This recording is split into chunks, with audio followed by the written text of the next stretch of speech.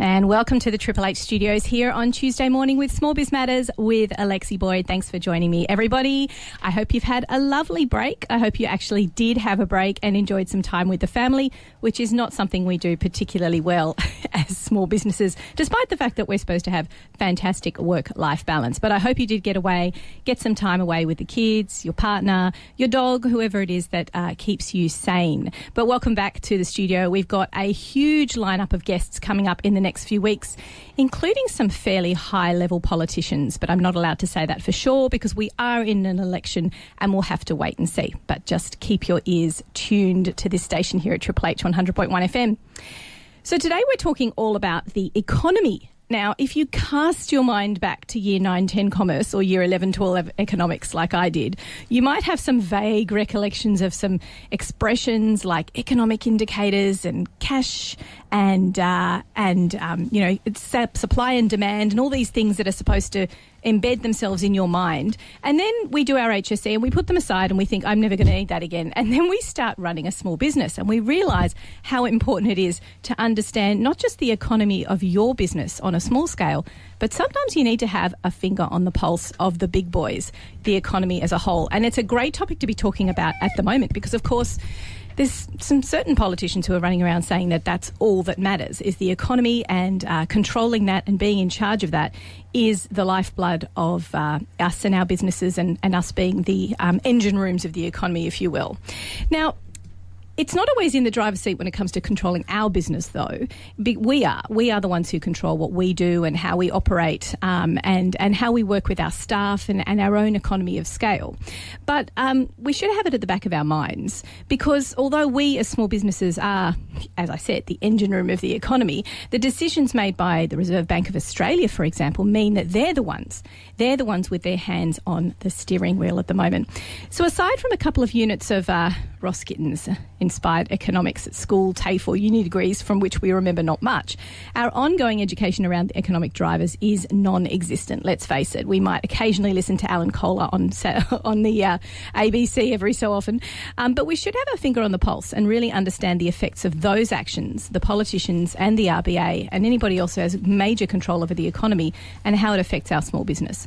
So here today with us to share his expertise is Scott Shuttleworth. He's the founder and portfolio manager at Vega Capital, and his background is in economic analysis, which is perfect positioning for him to help us understand the butterfly effect that the RBA's decisions, for instance, actions and even words that the politicians has on our own small businesses. Welcome to the show, Scott. Thank you for having me.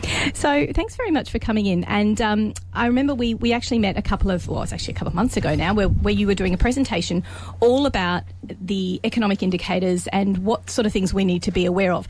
Now, at the time, you were probably mostly speaking to, I guess, finance guys, fund managers, people who are controlling large amounts of money. But why do you think, in your experience, it's so important that small business really understands economic drivers and what goes on with the economy as a whole?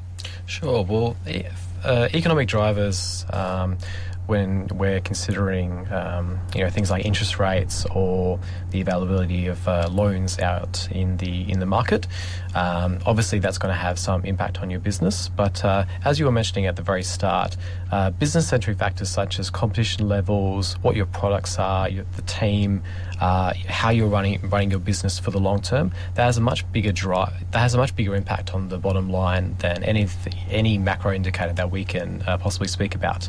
So let's just talk about that expression there, macro and micro. So in your mind, when you're talking about macroeconomics, that's obviously people like the RBA then pulling the levers and trying to control cash reserve and all those sort of things. That's really the macroeconomics when we're talking about it in this point. Yes, exactly, yeah. As opposed to the microeconomics, which is how you run your business and the controlling factors that you can actually have a control over. Yes, so for example, if you've got a business in which you're making your customers very happy, that you've got strong profit margins, your staff are happy, you're expanding in the correct areas, then you're quite likely to be successful. However, regardless of whether it's a good economy or a bad economy, if you've got a business which is poorly managed, your competitors are likely going to overtake you sometime in the future.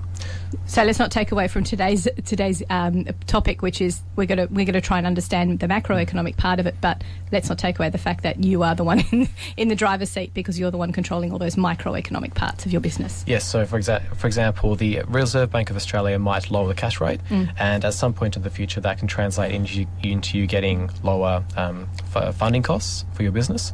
Now, I'll just make a quick aside here. So there's this misconception in the market that if the Reserve Bank lowers the interest rate, immediately there should be some knock-on effect that the banks will give out lower interest rates. However, it's not quite that clear-cut. Most of the banks get their funding from overseas, whether that be from Europe or from US or from Asia. So just because we have a cut in interest rates in Australia doesn't necessarily mean we get lower loan rates. That depends on what happens in those economies. However, the investors in those economies that are looking to give funding to the Australian banks, they may consider what the Reserve Bank is doing in terms of the cash rate, and then factor that into the interest rate that they charge the banks over here. So there is, some sort of translation mechanism over time. It can generally take about 6 to 18 months, usually averages out to about 12, but it's not so much of an exact translation from what the Reserve Bank does to what the loan rate the bank charges and then what you get and what you're paying for every month. We do have the pressurisation point, though, that there's this expectation that if there's a Reserve Bank cut, that it does have a flow-on effect in the exact same way, because we hear about, the big banks trying to get their PR spin by automatically reducing their rate by X number of basis points, the same as what the RBA was. But the reality is obviously much denser than that because of the influence of external money. Have I got that right? Yes, exactly. I mean, there was many times when the Reserve Bank has increased rates and then the banks have done it, but there's other times when the Reserve Bank has cut the rate and the banks haven't done it, and they cite, that there's increased overseas costs, and often that can actually be the case.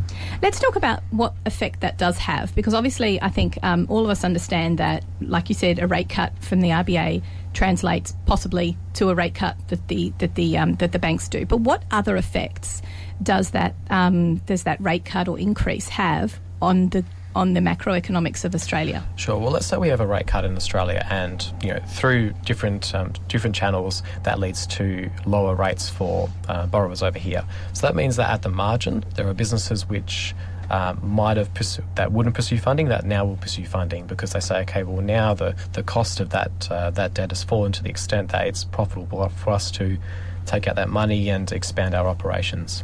And so they can automatically, straight away, they can start to think that they can borrow more money. Exactly. And what about the effect that it has on the exchange rate with other countries, for example? Yes, so if the Reserve Bank puts down the cash rate, typically the currency will fall, particularly if other nations are either pausing their rates or they're increasing the rates. So, for example, the Australian dollar to US dollar, last I checked, was about 0.7050. That's come down from about 0.72 a week or so ago, because investors believe that the Reserve Bank will at some point cut the cash rate, or they'll provide some sort of monetary easing in Australia, versus the US, which investors believe will pause for at least the next 12 months. So on a relative basis, we've got cash rates going somewhat down in Australia versus a pause over in the United States. That means that our currency is relatively less attractive, because it will be paying out a lower interest rate if investors choose to invest in that currency versus the US, and so less will choose to hold our dollars. But this is a good thing if you're an exporter, because the currency is down, and thus importers from other countries will view our products more favourably because they're cheaper. Of course, if you're importing from other countries, then it's relatively more expensive. So I think we all understand the effect that the exchange rates has on the import-export sort of thing. And if you're in that industry, obviously, you've got to have a finger on the pulse of that. If I'm a small business who's operating within Australia, so realistically, I don't have any export tendencies. I'm working with, let's say I'm a consultant and I'm just working within my community. Those macroeconomic indicators like the cash rate and the exchange rate and that sort of stuff, that's not really going to have much of an effect on my business apart from my borrowing capacity. Is that what you're saying? If you just sort of operate in quite a small scale? All else equal, that is true. However, usually when the Reserve Bank is lowering the cash rate, it's because there's weakness in the economy. But at that stage, you'd already be feeling the effects of that in your business. So perhaps revenues are a little lower than they were at the same time last year. So let's talk about why the RBA does this. Is it if they lower, it's going to stimulate the economy, and they're hoping for what? What are the politicians and the RBA hoping to do when they reduce the cash rate? What do they want to see as the flow-on effect? What are they expecting us as small businesses to do in reaction to that? Sure. So economy is basically, to quote Ray Dalio, a set of transactions. So one person buying, one person selling, and the sum of all those transactions ends up being our GDP, which is our economy. So when they lower the cash rate, they're hoping that loans will be more affordable over time, and thus people will go out and borrow more, and they'll spend that money, thus create a transaction and provide upward momentum for GDP. So they're trying to stimulate the economy. Mm-hmm. Now, I'll caveat that with that from a large-scale point of view, what happens in Asia and what happens in the US has a much greater effect on our economy than simply what the Reserve Bank tries to do or the government tries to do. Certainly they can influence where our GDP goes to some extent, but because we're such a small part of the world, global factors have a much larger effect of their economy than what our politicians can do, even if they're doing their very best. So does that go back to what you were saying before about the fact that a lot of our money comes in from overseas, and that's what the banks are using to lend to smaller lenders? But aside from that, those macro economies, why did you mention the US and Asia in particular? Well, those are some of the largest economies in the world, and obviously, for example, China buys a lot of our exports. We also import a lot from them, and similar to the United States. So what happens in their economies, whether they're going through an expansion or a contraction, that'll have a much greater impact on what happens here because they're buying our stuff. So what you're saying, going back to that quote you were saying, is that when they're not having a particularly strong economic time, for instance, they're going to have less transactions with us, and therefore there's less economic activity, and therefore less money flowing between the two countries. Exactly. And the other thing that affects that is the foreign exchange rates between the two countries, I presume, but not as much as those economies and how strong they are. Have I got that right? Yes, to a general extent. I mean, for example, if the Australian dollar went up to 90 cents from where it is now, that would make our exports relatively less attractive.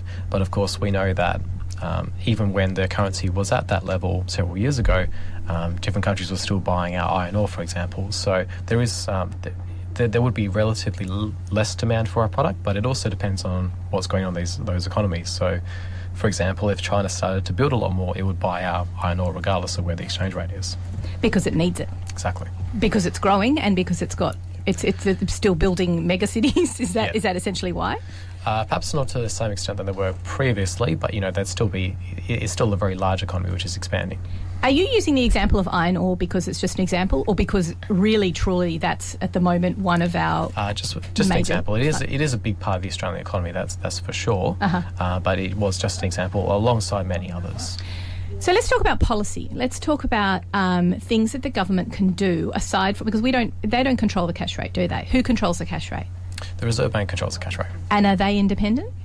Yes. So so when they talk, they're not just being a mouthpiece for the government? No. Okay, so who sits on the RBA? Who are these people who essentially have this massive, swinging stick that operates in our economy and has such an effect on our businesses? Who are these people who typically make these decisions? Well, these are people that have either had a long background in economics from an academic point of view or from a professional point of view. So they're all very highly qualified individuals. It is an independent board, so they're not subject to what the government wants to do at that time. And there are many politicians around the world who have tried to influence central banks, whether that be in Australia or US. Mm-hmm. And the reserve banks around the world have quite consistently pushed back and said, well, no, we're not going to be influenced by what you'd like us to do with the cash rate. We will pursue our own independent policy. So what they're trying to do over the long term is promote three goals. The first is the stability of prices, so they don't want too much inflation. They also don't want too much deflation. They're trying to create full employment in different nations. So, for example, the Reserve Bank will try to keep unemployment, generally towards the low single digits. So at the moment it's about 5%, but that's considered full employment for all intents and purposes. And because small business is the biggest employer, as we keep getting told by the government how important we are, that's where we play a really big role, isn't it? Exactly. With reflecting what the RBA is hoping to achieve with their decisions. Exactly. So the Reserve Bank wants to create a prosperous economy in which people can have a job, provide for their households, and generally lead a good life. That sums it up quite nicely. We're going to take a quick break here on Triple H 100.1 FM, and when we come back, we're going to talk to Scott a little bit more about the way that the RBA controls the economy and other indicators that come in, other influences, and how that trickles down to our small business. You are listening to Small Biz Matters with Alexi Boyd. We'll be back after this. Today we're talking all about the economy and the effect that those macro indicators have on us as the microeconomy, which is our little businesses. Just before the break, I was talking to Scott from Vega Capital all about the RBA and how the RBA controls the cash rate in particular, and that the fact that they are completely independent. Now, Scott, just remind me, can we be confident that they are truly independent? Are we safe in assuming that? Yes, we're quite safe in assuming that. And as I said, there are several politicians in the past that have tried to either suggest to the Reserve Bank that they should pursue some sort of policy that the politician wished. Most recently in the US with Donald Trump telling the Federal Reserve that was the name that popped into my head when you said that as well. Yes, to cut rates. And I think the Reserve Bank have done a good job in, on one hand, they're not showing that they're willing to cave. On the other hand, they're trying to be respectful about it. How worried should we be about the policy and the politics of that in other major trading countries? Because obviously, the RBA in America is supposedly independent. It's proving itself to be. But what about places like China, our other major economic partner? Because that's a communist country and they have absolute control over everything, don't they? So how does their independence with their version of the RBA factor into this? Or is it basically that the government is all controlling and we have to rely on the government to do the right thing in China? Well, that's true. To an extent, the party in China does control what they do with monetary policy. So by that front, the central bank over there is an extension of the government. There's no getting away from that. However, I think over the long term, they've shown to be quite sensible in their approach. I'm sure any central bank can be criticised at different points in time, but their approach has seemingly been quite beneficial for Australia. Obviously, they buy a lot of our exports, and that's done quite well for us. So. I won't level any criticism there. So we can be reassured that at the moment everything's pretty stable, despite the fact that we've got a maniac in the White House, and everything is fairly stable, and we can just sort of operate knowing that all those RBAs in all the different countries are helping to keep everything stabilised. Yes, I think. Well, I think if it's always difficult being a central banker because you're basically being asked to do an almost impossible task to forecast what's going to happen with the economy and respond to changes and threats on the horizon now. No one has a crystal ball, so that is a very difficult task. However, I think if you look at what's going on in the world economy relative to previous centuries, they've significantly reduced volatility, and then overall they're doing quite a good job relative to what we might have otherwise. So the increasing, the raising and the cutting of the interest rates, let's take Australia for example. What is it that they are trying to achieve, or why would they raise the interest rate? Just on a really broad macro scale, why do they increase it? Sure. Well, one of the objectives of the Reserve Bank of Australia is to control inflation. So if they see inflation going up too high, or there's a risk that inflation will go too high, they'll raise the interest rate in order to try and to cull that off, basically. There can be other circumstances in which they may raise rates, but that's the main one. So there's a real coupling between the raising the interest rates and employment, and also inflation, obviously. That's what I remember from economics when I was studying it in the HSC. There was some relationship between the two. What about the relationship between the cash rate and employment in particular? What are they hoping to achieve when they raise it, and what are they hoping to achieve in relation to that? Well, generally when when they raise the cash rate, they're expecting funding costs in the economy to go up. So the loans will basically be more expensive at some point in the future. And what they're hoping with that is that if the loans are more expensive, then people won't expand at such a fast pace relative to what they have been done in the past, which would put downward pressure on employment, so upward pressure on unemployment over time. However, usually when we're going through a cycle of raising rates, the economy is doing very well. And even though the Reserve Bank will keep raising rates, the economy will keep accelerating beyond that. So, for example, if we look at the period from about 2003 to 2007, the Reserve Bank was raising rates quite significantly, but the local economy was still doing very well because all our exports were being bought by China and other countries. So the economy was doing very well. We had raising rates, but we still had, very strong employment numbers. Well, I don't understand why they would want to raise rates. Are they trying to put some sort of a steady hand on the economy to stop it growing too quickly? Yes. What's the concern there? What's wrong with having a really fast-paced, crazy growing economy? Why is that bad? Well, in most circumstances, if you have very fast growth for a prolonged period of time, you can get a lot of overheating the economy. So you could get a lot of inflation, or you could get a lot of poor investment that builds up.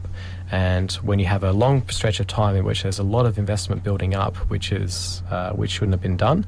So, for example,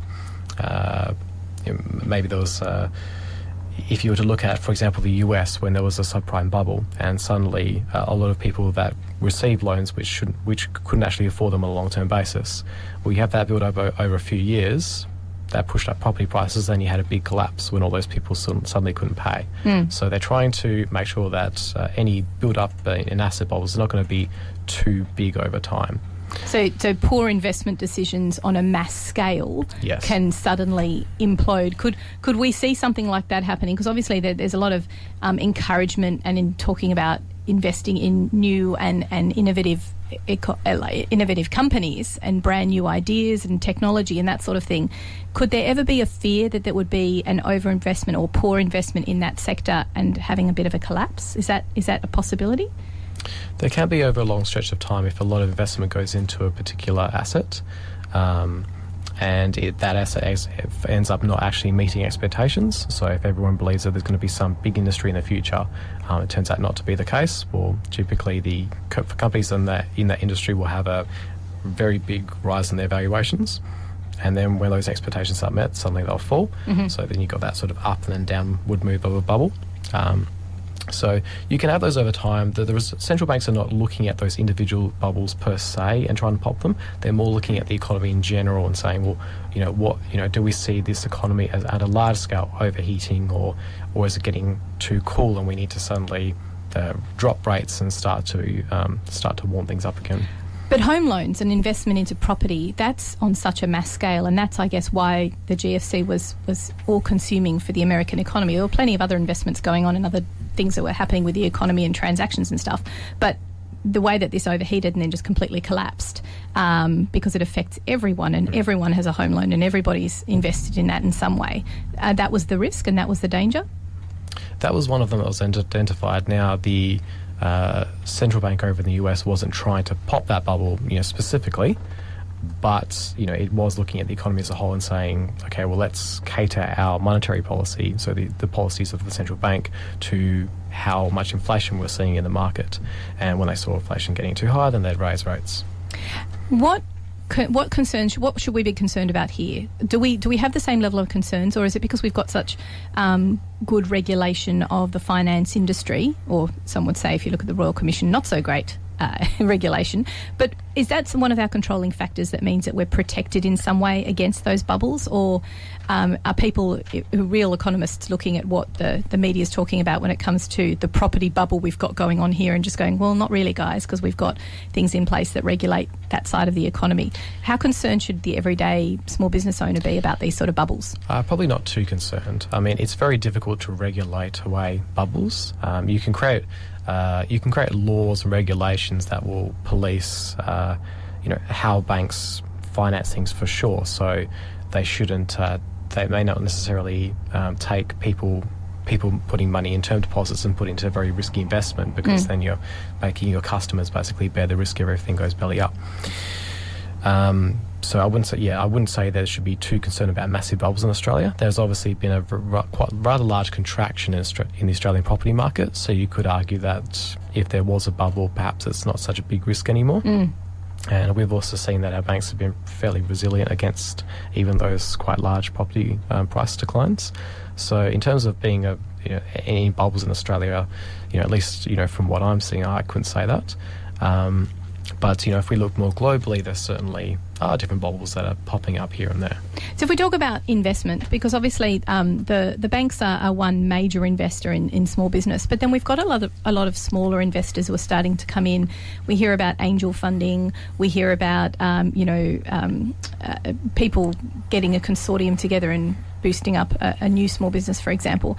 Does that put a greater risk on the economy because there's money flying around that's a little bit less regulated than the banks, or does it make it better because we've got better competition? I think it makes it better because we've got better competition. I mean, at the end of the day, even if people, can't necessarily put $500,000 down to start up a new business, and they split it between a bunch of family members or a bunch of friends, at the end of the day, they're creating a new business. They're creating better competition, new products, new ideas into the economy, and long term, that's hugely beneficial. Any government policy that can actually lower the barrier for people to start a business, provided those businesses are good businesses, that's always beneficial to the economy. And that competition is really the best possible thing that we can have. Exactly. Over the long term, competition makes everyone in the economy much better off. And those micro businesses that you mentioned at the beginning of the program, who are in control of their own finances and their own staff, and I say control of staff, but you know what I mean. They've got all those things organised and are very good at running their own businesses. That's a bigger factor than these macroeconomic indicators. Yes, for sure. But that business that can operate from a sensible base over long term. For example, if we have a low cash rate and there's low loan rates in Australia, then they can take advantage of those loan rates. They can take out a loan, they can expand their business or buy another one or start out something new. Correspondingly, if we're going through a boom in the economy and interest rates are higher, well, maybe they'll cut back on the debt, but they're getting a lot of profit coming from their business because there's a lot of consumer spending.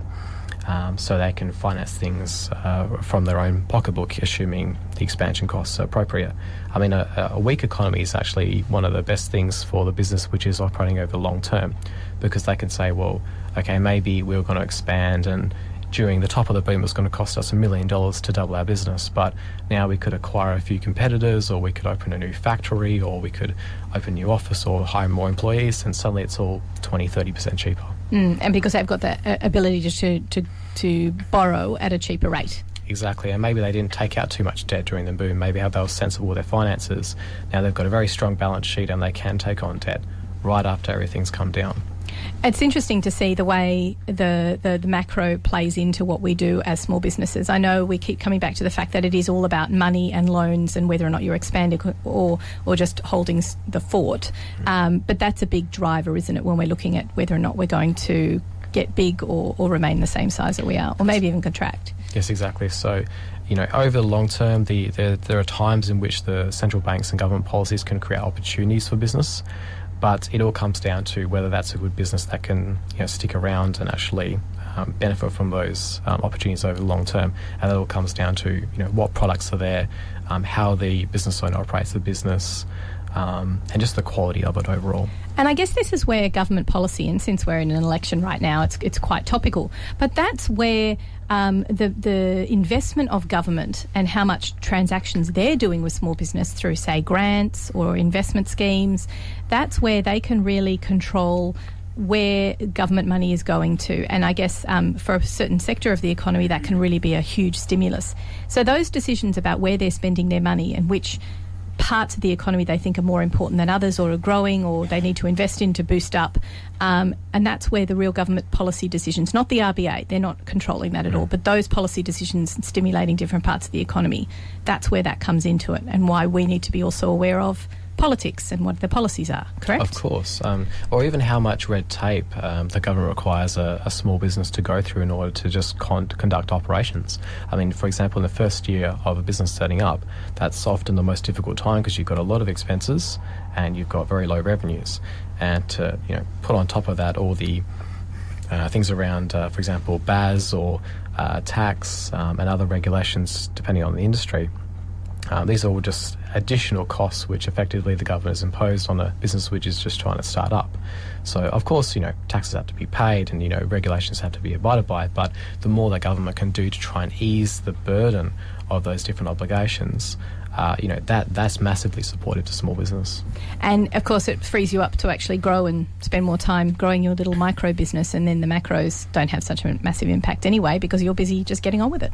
Of course. I mean, if you're already working 20 hours a day, spending an extra 2 on different admin on admin and other regulations is not helpful. Yes, indeed. Look, we're going to take another break here on Small Biz Matters on Triple H and across the Community Radio Network. When we come back, we've been talking to Scott all about how the economy does affect us as small businesses, not just around loans and money, but also bigger indicators and also international players in the game. I want to talk about, when we get back from the break, Scott, I want to talk about learning from the past. So looking at some seriously big incidences that have occurred, like the GFC or the Depression, and what can we learn from those indicators to give us a bit of a heads up about, what we can see in the future as a small business. You're listening to Triple H and Small Biz Matters with Alexi Boyd. We'll be back in a moment.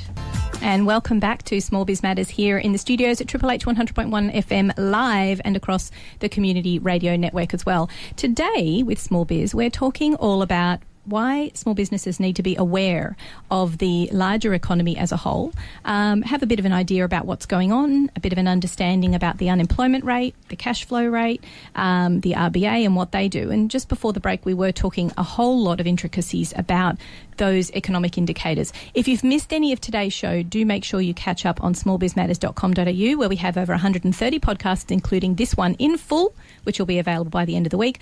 Plus, you can also download all of our podcasts, about 70 of them, via iTunes as well, and you can listen while you work. So we're talking to Scott from Vega Capital, and we're talking about economic indicators. Let's talk about learning from the past, because obviously anybody who's been in business can remember quite distinctly the GFC, for example. Why do we need to be aware of those lead-ins, I guess? What happened in the economy just beforehand, and how should we be aware of those as a small business so we can get a bit of a heads up? Sure. Well, the economy was obviously going very strongly into 2007. We had good employment rates. Cash rates was rising because inflation was trending up. But there was a lot of people in the economy making money. Businesses were doing overall quite well. However, of course, when the GFC hit, less due to, obviously that was more due to global factors as opposed to Australian factors. Specifically American. Exactly. Mm-hmm. So also Chinese, however, because Chinese sell a lot of their products to the US, and so when the US goes down, suddenly China goes down. Because they're not selling as much stuff. Exactly. And Australia's economies, I often say, is basically a function of whatever's going on in the US and China. So if they're down, then we're down. Now, shortly after the GFC hit, China underwent a massive stimulus program, which started to prop their economy up, and then it also started to prop our economy up, particularly as they started buying a lot of our products. So to a large extent, we had a rather easy ride through the GFC relative to many other countries. Mm-hmm. However, at the same time, that may have not always felt like an easy ride for a lot of local businesses, a lot of individual consumers in the country. I know at the time I was in university and I was doing side jobs to support myself. Were you studying economics while the GFC hit? I was. That must have been fascinating. You were like, oh, look at this, it's all happening in front of my eyes. Yes, it ended up changing the direction of the degree, actually, from the sort of standard course to more GFC factors, but conversation for another day for sure. Yeah. So, at the time, I actually had a couple of jobs and I lost one of them as a result, not because I'd done anything wrong, but because they simply couldn't afford an additional staff member. Because their sales were down? Yes, considerably, because a lot of their business was coming from sectors which were reliant on parts of the economy that were exporting, and they weren't exporting so much anymore. And there's your trickle-down effect. Exactly. Mm-hmm. So, that's how those different effects flow through. So if we were to go through another global financial crisis, again, what happens in Australia is going to be dependent on the policies of China and the US. If they undergo the correct policies, we will likely have a weak period still, so there will be some pain, but perhaps that can be well managed. However, there are circumstances in which things can get quite bad, and then Australia will be quite badly hit. In your opinion, when the GFC hit and the trickle-down effect happened to our economy, was it well handled by the government at the time? Yes. Because it stimulated the economy and we all bought televisions? Well, it perhaps wasn't the... Stimulus can occur in many different ways. So if you have a stimulus program, you can, for example, you could do a process where, for example, in the United States, where the central bank bought market securities to force up asset prices and create a wealth effect in the economy. Basically, the wealth effect is where asset prices are rising, so a lot in the wealthy class feel more wealthy. Mm-hmm. They go out and spend it, and it creates a trickle-down effect. At least that's what the theory says. Many other countries don't want to do that. They say, okay, well, let's just give the money directly to consumers, and they can go out and spend. And that was the Australian government tactic. Yes, exactly. But now, people can argue, oh, well, that helps China a lot, and that's true, it does, because especially if they're manufacturing those TVs or whatever country is doing manufacturing, but it still does help. It still does help the economy here, because the people that are selling you that television are typically Australians, and that will obviously feed into their wages. So it definitely does create some stimulus. And another stimulus effect might be looking at a particular sector and boosting that by creating better spending into that sector through grants and that sort of stuff. Yes, exactly. Others favour a stimulus which is sort of means tested. So, for example, someone that is likely to go out and spend all their money perhaps would get a larger amount of cash benefit than someone who's likely just to save it. And is that someone on a lower income? Yes, exactly. So typically people on lower incomes will spend all their money. So if you give them some additional income, they'll spend all of it, versus someone who puts it back into the stock market, which you can argue perhaps should not be the greatest concern of governments at that particular point in time. Because the stock market can also benefit other countries, not just our own. Well, it's more of a case of, the stock market is important, but for example, making sure everyone has food on the table in the nation is more important than that. And that jobs are created through more spending and smaller businesses doing better. Yes, exactly. Or then you have people like myself who believe a multi-factor approach should be applied. So you might have some level of quantitative easing, so some support for the stock market, and then some direct deposit into people's accounts, assuming they'll spend it. But the idea being to create the largest amount of follow-on stimulus, so butterfly effect through the economy, rather than just picking one policy and hoping that was the one that would work. Yeah, and spreading it out more and being a little bit more, I don't want to say creative, but just having policy decisions that will affect different sectors of the economy. I mean, at the end of the day, stimulus is basically, from the government, it's tax money, so we always want to make sure that we get the highest effect for each dollar of tax money that we're spending. And possibly more taxes at the end of the day. Well, yes, and those can be put back into other stimulus measures. So, yeah, it's a more complex matter than we probably have time for right now. Just as a final question, how far back should we be considering when we're thinking about things like the the Depression, for example. Can lessons still be learned from 100 years ago when it comes to economy? Most definitely. So, for example, if we go to the Great Depression, it was a classic case in which the 1929 could have simply been a recession, but as we went through that process, rather than stimulating the economy, the government and central bank essentially contracted it, which created more problems and pushed the US economy and the globe into a depression. Now, most central bankers know not to do that now, and so the likelihood of us having a depression like that again is quite low, because they know the things that work versus the things that don't. However, that lesson should always be remembered, because if we go through a recession and people start talking about going to austerity, well, that's likely just going to create more problems than it actually solves. Look, we have covered so much today. Now, I know that there's something you want to let everybody know about, which is a really great event that that you're helping to organise. Can you tell us a little bit about this great charity event that you're organising? Sure.